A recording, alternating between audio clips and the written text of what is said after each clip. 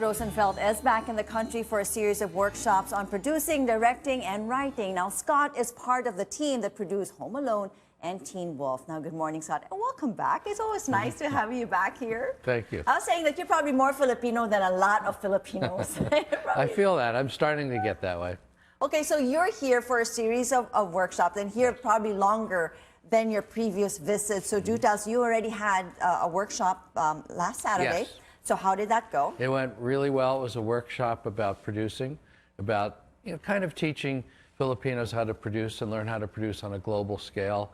Products shipping all over the world now. It's not just localized, and there's kind of a level to approach if you're competing with American filmmakers or British or German or Brazilian, Indian. You have to raise your game a little. So that's about teaching that kind of producing on a global basis. So briefly, where do you think we are? I mean, you've been here in the past, and you've really been a champion when it comes to you helping the Philippines get out there. How far are we? Have we actually improved? Oh yeah, I think there's definitely improvement. In fact, that's why there seems now, compared to the few years I've been coming, where it's like lots of talks, lots of meetings, lots of kind of beating on the walls to try to get things moving. And I feel like in the last year, maybe even 6 months, all of a sudden there feels like a bigger groundswell of this understanding of international product and elevating the product outside of the normal stuff. How much of Hollywood should we incorporate in Filipino movies, and how much of ourselves should we keep in? Right. Well, I think really what that's about is not the special effects and all of that, because I don't think you need to compete, because even American independent filmmakers don't compete with Marvel movies. So I think it's about story, and it's about screenplay too. It's about a better screenplay, less soap opera-ish, which we all know that exists, and there's a market for it. And there's also a market for that in the States. There are lots of people who watch daytime soaps. They watch Lifetime. They watch the Hallmark Channel. There's and those stations know the demographic, which is the same thing here. And you always hear the provinces, people like that, and there's nothing wrong with that.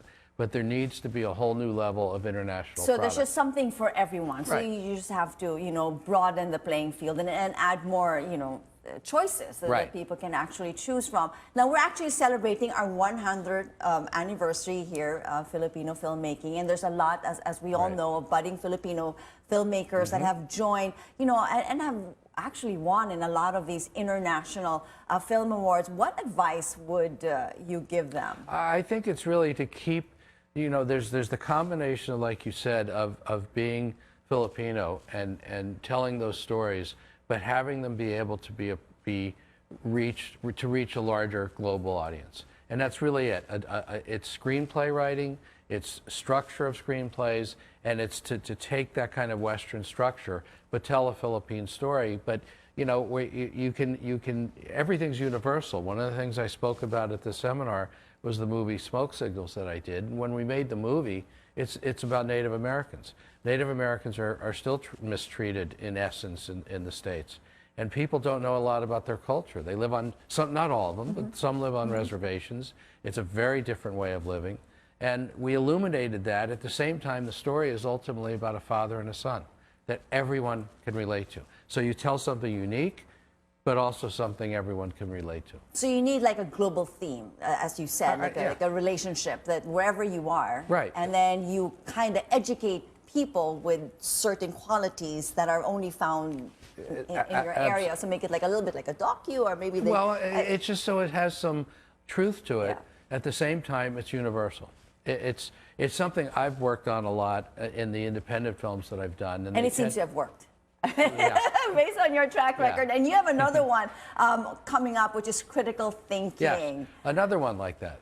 Critical thinking is a true story of an inner city high school chess team in Miami. And a lot of people can relate to that. Absolutely. Yeah. Kids who were discarded, brown-skinned kids, right? Dominican, Cuban, and nobody paid attention to them. A ghetto school and a teacher, a Cuban-American teacher, believed in them, taught them how to play chess, and they became the national chess champions. It was the first team, inner city team, that ever became chess champions. Because until then, it was always the white upper-class schools. So all of a sudden, it was like, oh, kids that look like this are also smart, right?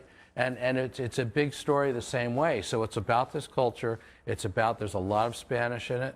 John Leguizamo plays the teacher, and he directed it. And there's, you know, naturally people speak Spanish to each other, but it's in English. And so you see this culture, but it's also a universal story. So it's a lot of feel-good, inspiring movies right. that maybe a lot of people need a little. Well, it's what I've done best, generally. You know, those kinds of movies I believe in. I believe they can come out of here too. Okay, and speaking of coming out of here, the Philippines, do you plan to do a movie? Yes. You've been here long enough. Well, I mean, I wrote a script a couple of years ago, and I have a business partner here, and he, you know, I wrote it, and then we kind of put it aside. We talked about it, a bunch of it takes place here. Most of it takes place there. There's a little bit in Sydney, Australia.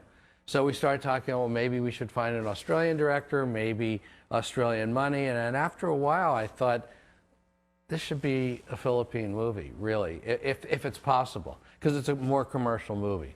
So we found and met with Pedring Lopez, who's recently directed a movie called Maria, which has done extraordinarily well on Netflix. And it was kind of a breakout Hollywood-style movie for a Philippine director, which is, you know, one of the first that I've seen. So we found him, we talked to him, he liked the script, so we're doing the movie together. He's directing it.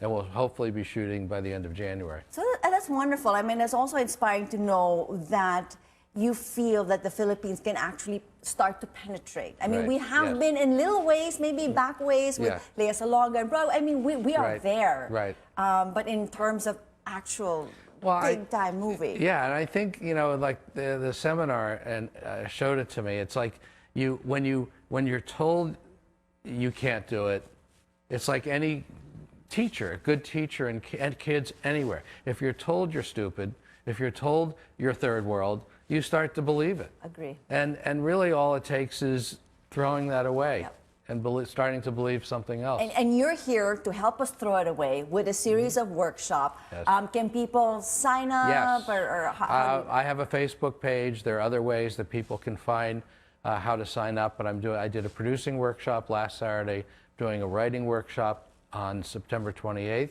a directing workshop on October 5th, and then a combination of all of it on October 12th. And it's kind of a precursor to developing an entire film school that with other people here we're talking about putting together. So it's an intro to the film school. And it's a good way of getting people to see, you know, how my approach, how to bring their work into more of a global focus. Well, wonderful. It's always a joy having you here because you always bring such wonderful news. We look forward to catching your critical thinking and, of course, to all of the workshops that you have and the upcoming movie. Hope to see you next year. Thank you so much. As Hollywood producer Scott Rosenfelt here on YouTube.